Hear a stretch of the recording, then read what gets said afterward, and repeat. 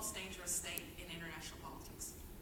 It is the poster child for state sponsorship of terrorism, Hezbollah, Hamas, bad Shia groups in Iraq. It is seeking a nuclear weapon, and it oppresses its own people and has no legitimacy at home.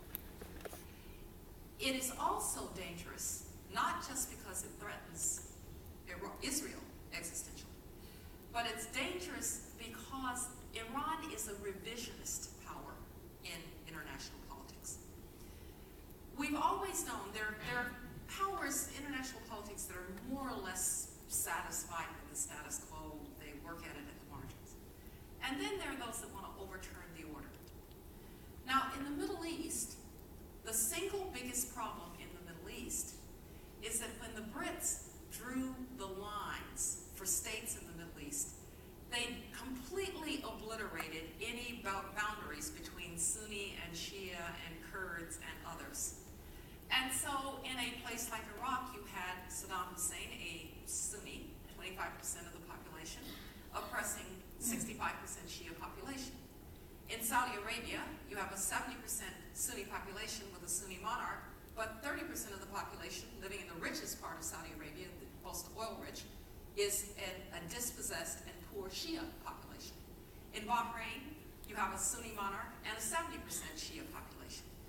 In Syria, you have a tiny little sect of Shia who are oppressing a much larger Sunni population.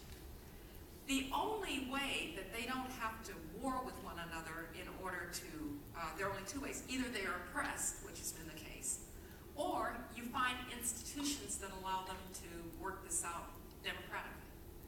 What the Iranians would like to do is they want to unite the Shia.